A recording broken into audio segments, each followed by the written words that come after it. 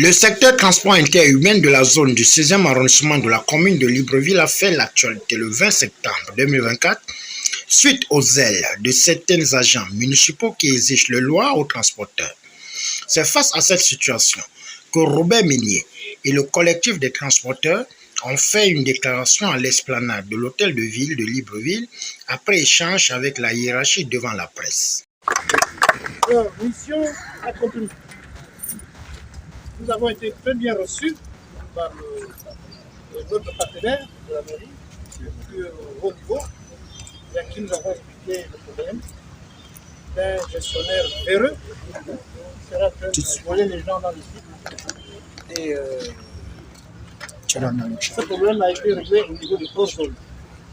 Désormais, tant qu'il y aura ces travaux-là à l'arboretum et que vous serez obligé de faire le contournement, ce ne sera pas considéré comme un hors-zone. Donc vous pouvez travailler tranquillement.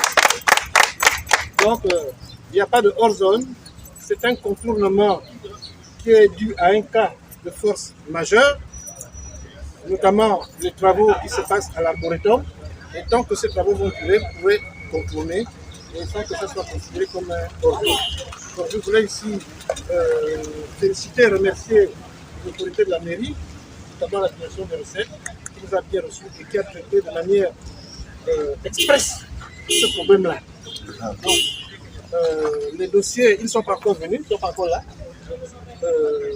Il nous a été dit qu'à la seconde où ils sont là, ces dossiers sont récupérés. Le directeur en haut a donné, d'ailleurs quelques-uns étaient en haut, on était là, le directeur a donné des consignes très faibles de régler ça. Donc, nous pouvons repartir travailler et remercier le service des recettes, remercier le directeur des recettes et son chef de service de la diligence avec laquelle ils ont traité ce problème-là. Et tant que les travaux vont durer, vous pouvez travailler sereinement sans qu'on vous prenne hors zone. Voilà un peu le compte rendu. Pour le reste, vous appliquez les consignes que je vous ai données ce matin. Je ne vais pas répéter ici, que vous connaissez.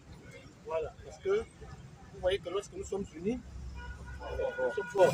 Donc voilà un peu ce que je tenais à dire. Donc nous pouvons retourner avec le sourire dans notre lieu de travail. Il faut applaudir aussi pour la presse aussi. Après la déclaration, Bill Osage Joël, président du CIPOTAG, et Gertrude Ndjomo ont donné leur avis et sentiments. Un gestionnaire véreux qui, n'ayant plus l'assentiment des transporteurs, a décidé de leur régler les comptes. Vous savez qu'il y a des travaux au niveau de la zone, des travaux au niveau de la zone là-bas, si bien que les transporteurs sont obligés de faire le tour. Et donc lui, il leur a promis hier de leur régler des comptes en se disant qu'il a le service municipal dans ses mains, donc il peut tout faire. Dieu merci, nous sommes venus voir les responsables mairie qui ont compris que ce n'était pas du tout sérieux. Il y a un cas de force majeure qui est là. Puis il y a un pont qui est en train d'être fait et le service nous a reçus. Ils ont dit pour ça, les gars peuvent continuer à travailler. Il n'y a pas de problème, personne ne vient les déranger. Donc, et puis nous étions aussi sur le ticket de 1500 km. On dit non, ce n'est pas un ticket de 1500, c'est un ticket de 500 francs. On ne connaît pas, la mairie ne met pas des tickets de 1500 pour des petites voitures. La mairie, le ticket est resté et je pense qu'il va être appelé. Il ne doit pas mettre des tickets de 1500, c'est un ticket de 500. Et nous demandons à nos membres de payer 500 francs, pas 1500. Donc c'est pour ça que nous sommes là ce matin, pour régler ce problème. Nous avons beaucoup de soucis avec le gestionnaire du site. Donc très souvent, nous sommes poursuivis pour on ne sait trop quoi. Nous sommes aussi arnaqués. Qu'est-ce que j'appelle l'arnaque? Les tickets, ils sont marqués dessus 500 francs, mais on nous fait payer 1500 francs. Bon, moi, personnellement, j'ai quelques privilèges, mais ça ne m'empêche pas de dénoncer ce qui se passe sur le site. Donc, mes collègues subissent plus que moi, parce que moi, j'ai réussi, en tant que femme, à m'imposer. Donc, c'est tout ça que nous sommes venus dénoncer. Le climat, il n'est pas favorable, le climat de travail. Les conditions sont pénibles. Nous sommes psychologiquement, moralement et mentalement déstabilisés. On subit des menaces, on subit quoi? Qu'est-ce que je veux même? C'est-à-dire qu'on ne respire pas en fait. Pour un donne-moi 500, tu dis non, on te menace, on te profère beaucoup de choses. Oui, pour le moment, nous sommes satisfaits. Mais le combat n'est pas entièrement gagné parce qu'il y a des problèmes de fond à régler. Bon, je tiens déjà à souligner qu'à cause de ces menaces-là, beaucoup sont partis.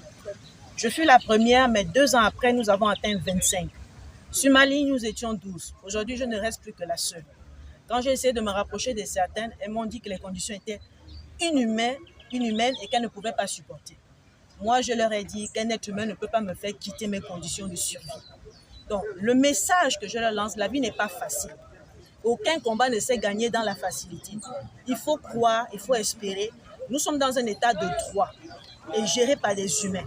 La preuve, aujourd'hui, nous venons de gagner une bataille. Peut-être pas le combat, mais nous avons gagné une bataille.